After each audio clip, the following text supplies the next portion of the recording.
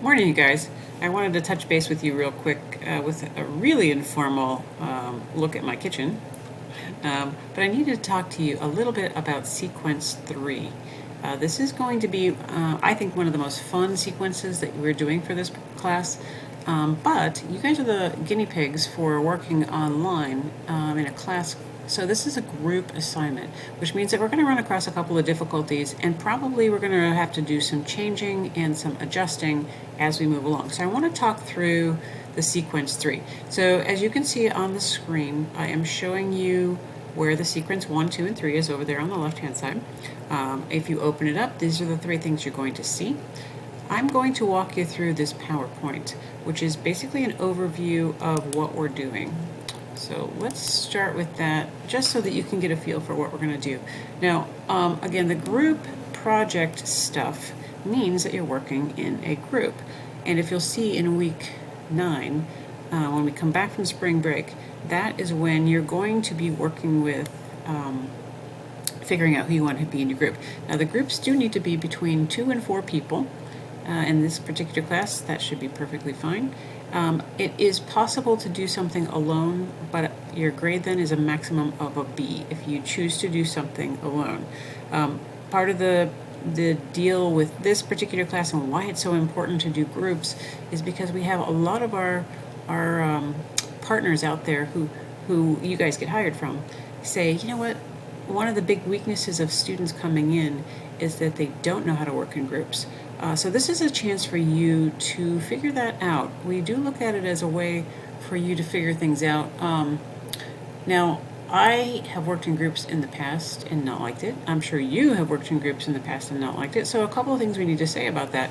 One is that part of the goal and the grade of this is you learning to work in groups and reporting that very consistently.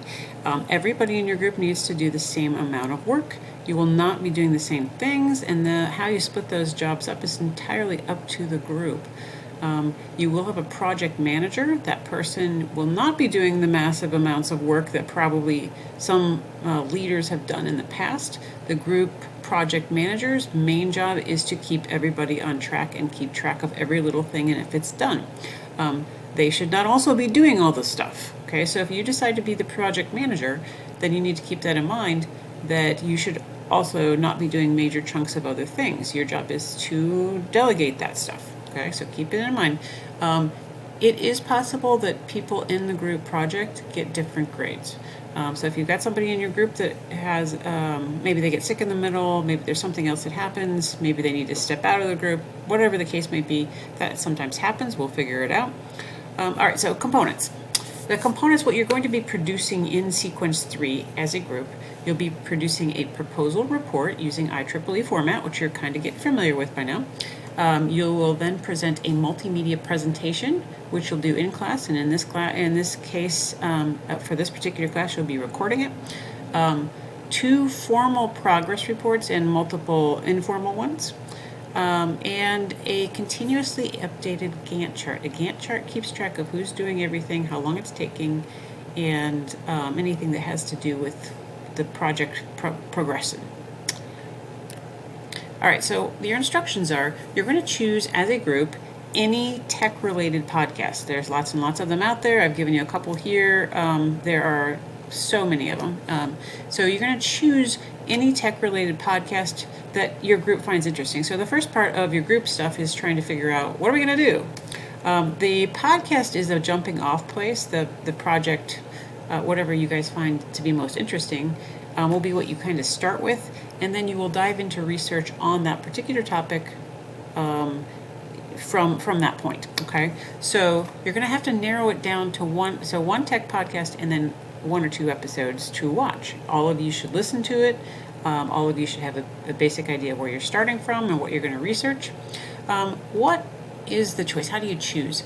Well, the object of Sequence 3 is for you to put together this proposal. And who are you talking to? You're talking to incoming freshmen to Indiana Tech who, and their parents potentially, who are going to be coming in, and you're going to be explaining to them why whatever topic you've chosen is important to their lives. That's pretty vague. It allows you lots of latitude. I've had people do all kinds of things, from specific tech things to global warming, to sleep deprivation, all kinds of offshoots. All you have to do is convince them that whatever topic you've chosen is really important to them as incoming freshmen for some particular reason. So you can decide where to go from there. That first bit of discussion then will require you guys to figure out who's in my group, how am I going to work, who's going to do what. It's kind of messy at the beginning, and that is intentional because we want you to figure this stuff out and figure out what your roles are. What are you good at? What are you bad at? So you'll be taking a quiz that kind of helps you think through that in week 9, and then enrolling into groups of your choice. All right, so again, audience, incoming college freshmen, topic, persuading them what's relevant for some reason to their family, career, well-being, something like that. Components. You'll have a description of the project. You'll have a review of qualifications. In that, you will be finding other sources. So part of the job of your group this week will be, or this sequence, will be to figure out other sources that follow along with the topic that you decide to choose. Now, that can go anywhere. So sometimes you start with a podcast and you really like the topic and your group starts to do research on it and you kind of go in a slightly different direction, and that is okay. Your group can decide how that works. Your group will be getting together quite often. In this class, I highly recommend that you find a way to meet live. That could be live on campus if you're all on campus. Some of you may not be on campus, so you might be a Zoom. You might be Teams or whatever it is that you guys use to do that.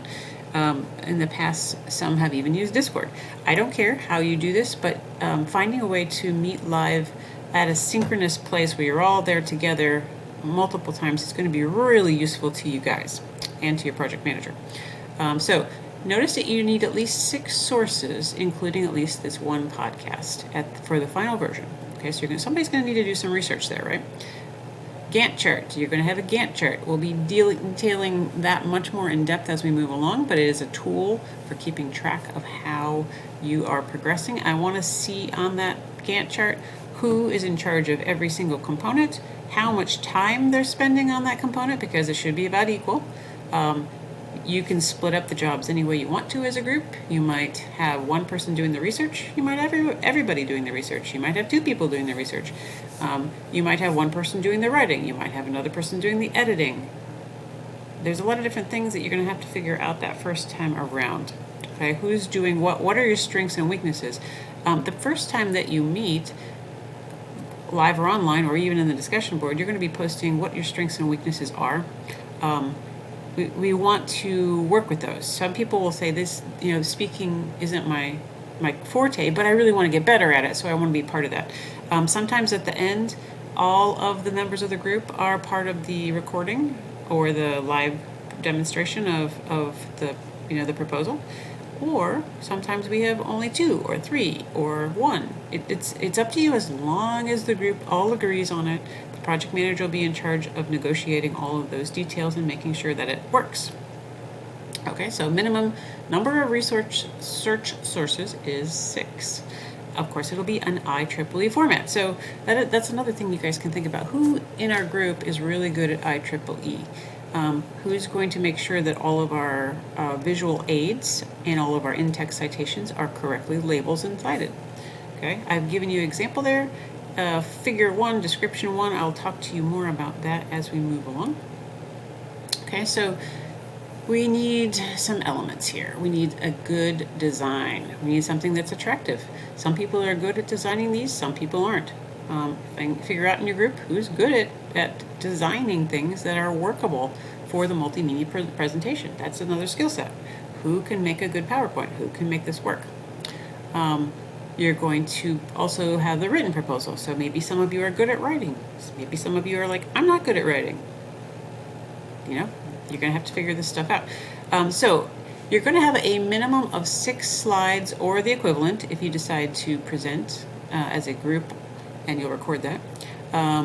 Your 6 slides or the equivalent will include lots of information about whatever the topic is and why your incoming freshman should find it interesting and relevant.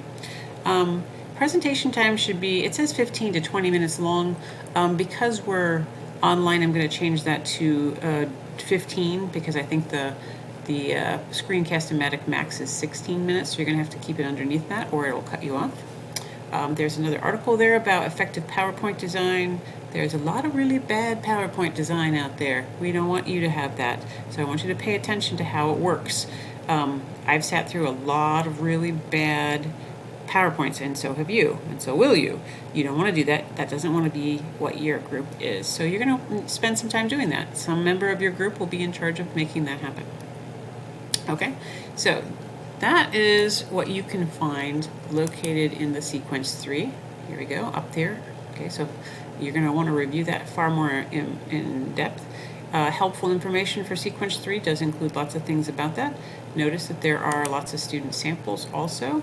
We have sample progress reports, which you're going to be working on, sample final reports written, and sample presentations. So you guys as groups, you can even assign all of you or some of you to read those and watch those so you can report back what works and what doesn't. Your group has a lot of latitude about how it's going to work, but I am going to keep several quizzes throughout that will ask you specific things like, did you meet? How did it go? Did you practice? How did it go? Project manager, you'll be in charge of lots of communication with me about these things. Did everybody show up in groups? Who didn't show up? How's it working? Is everybody following through on things? Project managers, you will have lots of work keeping track of stuff. So you're going to be, you are going to have a lot of work that I want you to keep track of. The rest of you in the group, maybe organization isn't your skill set, but maybe you're great at presentations or maybe you're great at research. So you're going to have to negotiate that with one another to figure it out. Okay, so that's just the quick little bit here I wanted to introduce to you. I will post more recordings as we move along to help with various questions that you might have. But at this point, I want you to have a fantastic spring break, or if you're in the middle of spring break, that you are having a spring break. So, ciao.